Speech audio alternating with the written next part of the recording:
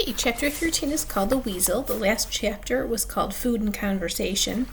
And in that chapter, we found that the animals went in the basement at night and talked with Murray, and they ate, and they were really good friends.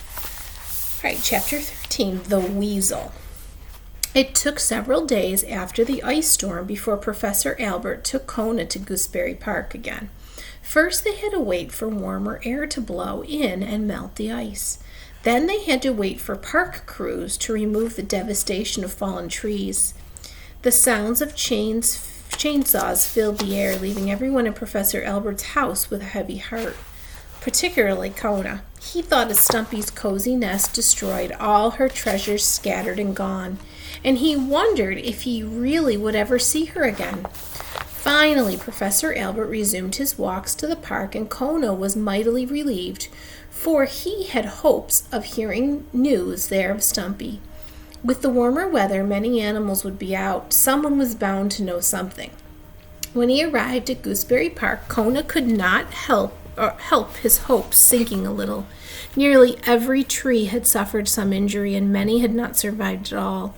Large piles of sawed trunks and branches lay everywhere. The remains of Stumpy's beautiful pin oak were among them. Still, Kona could sense in the air a spirit of renewal around him. The animals were stirring. There was life, there was hope. While Professor Albert read a book on clams, Kona took off to look for clues to Stumpy's whereabouts. He stopped to chat with a chipmunk who had just awakened from hibernation and was still a little groggy. "Are you acquainted with the squirrel named Stumpy?" Kona asked. The chipmunk yawned. "Whose cabbage was it?" he asked. Kona sighed and moved on. When Kona met a mallard duck, who said that no, he didn't know what had become of Stumpy, but that the weasels on the west side were bound to know something. All weasels lived for gossip and sensational events. If one weasel knew something, all weasels knew it. Kona thanked the mallard and headed across the park. Once he arrived on the west side, it didn't take Kona long to find a weasel. He simply stood on a tree stump and said as loudly as he could, "What a strange story!" And sure enough, from behind a broken maple, a weasel popped out his head. The weasel ran over to Kona, sniffing the air. "What's strange?" the weasel asked. What? "It's about that squirrel who lost her babies over on the east side." "Yeah, I heard about that squirrel," answered the weasel. "So what?"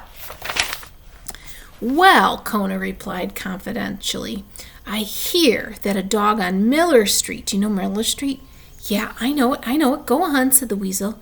"Well," Kona continued, "a dog on Miller Street had some treasure that belongs to that squirrel, but he can't find her anywhere, and he actually wants to give the treasure back. Now, isn't that strange?" "The dog lives on Miller Street, you say," said the weasel.